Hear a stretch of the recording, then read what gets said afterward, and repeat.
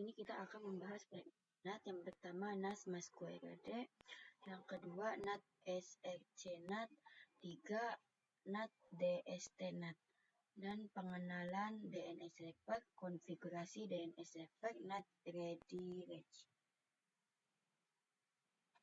Variable NAT Network Address List Translation adalah fitur keamanan dan jaringan yang menerjemahkan IP address privat internal menjadi alamat IP publik eksternal untuk mengakses internet sekaligus menyembunyikan struktur jaringan lokal. Fungsi utama bertindak sebagai perantara yang menyembunyikan identitas IP perangkat internal sehingga menyulitkan serangan langsung dari internet. Cara kerja: saat perangkat mengirim paket ke internet, NAT mengganti IP privat dengan IP publik pada router dan mencatatnya dalam tabel penerusan untuk memetakan kembali respon masuk perangkat yang tepat. NAT Masquerade adalah bentuk khusus dari SRC-NAT,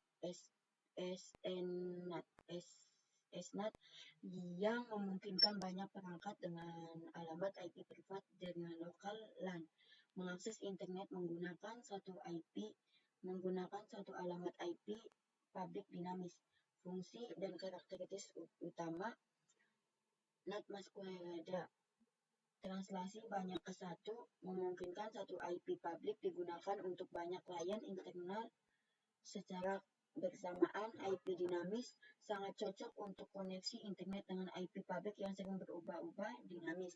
Keamanan: menyembunyikan IP privat klien di belakang firewall, meningkatkan keamanan jaringan internal.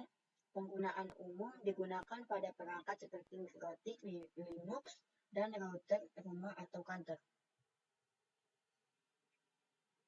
SRC-NAT adalah jenis network address list translation pada firewall, terutama mikrotik yang mengubah alamat IP sumber pada paket data. Fungsi utama mengubah IP sumber source address paket.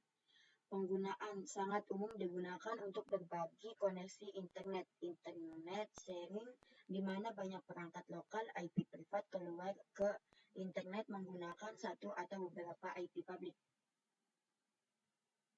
Destination NAT (DST NAT) adalah fitur firewall NAT yang mengubah alamat IP tujuan pada paket data memungkinkan host di jaringan lokal privat diakses dari luar internet atau publik. Fitur utama DST NAT: akses lokal dan dari luar, memungkinkan layanan internet seperti web server, FTP, atau GGTV diakses melalui IP publik.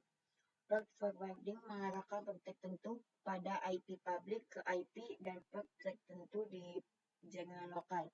Tindakan atau action: selain DST NAT, action didukung untuk meliputi menggunakan port lokal, router, map, mapping, dan SAM. Processing router mengganti destination IP atau port pada paket yang masuk dari internet menjadi IP atau port lokal. DNS server (Domain Name System) adalah sistem buku telepon internet yang menerjemahkan nama domain yang mudah diingat seperti google.com menjadi alamat IP numerik.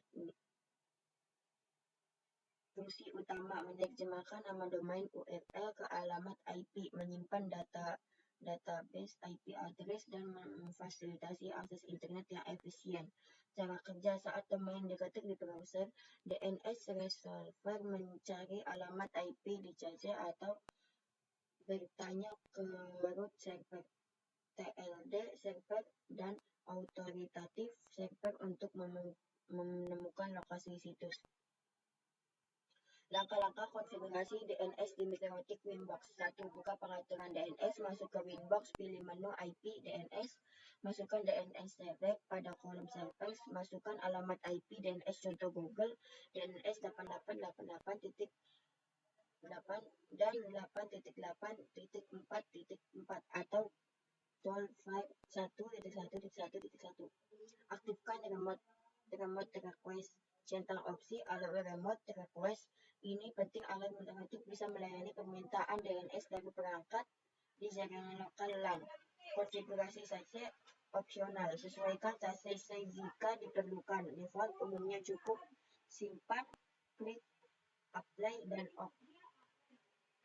NAT ready demokratif digunakan untuk mengalihkan lalu lintas trafik signal dari port atau IP tertentu ke tujuan lain IP atau port secara otomatis. Cara membuat NAT ready range.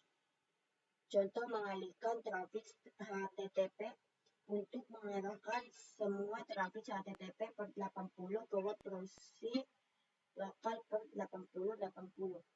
Kita buka inbox, pergi ke IP, variable NAT, terus NAT. Klik tombol N untuk membuat tabel baru. General tab, change DSP NAT, protokol TCP, DSP 80. Part yang ingin dialihkan, pilih interface lokal atau LAN, misal Ether 2 LAN agar tidak merange internet. 4. Action tab, action ready range atau DSP NAT jika dialihkan ke server luar. Tupas 80 per tujuan baru, klik apply, dan OK. Dan saya rasa cukup saja pertemuan kita kali ini. Kurang lebihnya mohon maaf. Sampai bertemu di video selanjutnya. Bye-bye.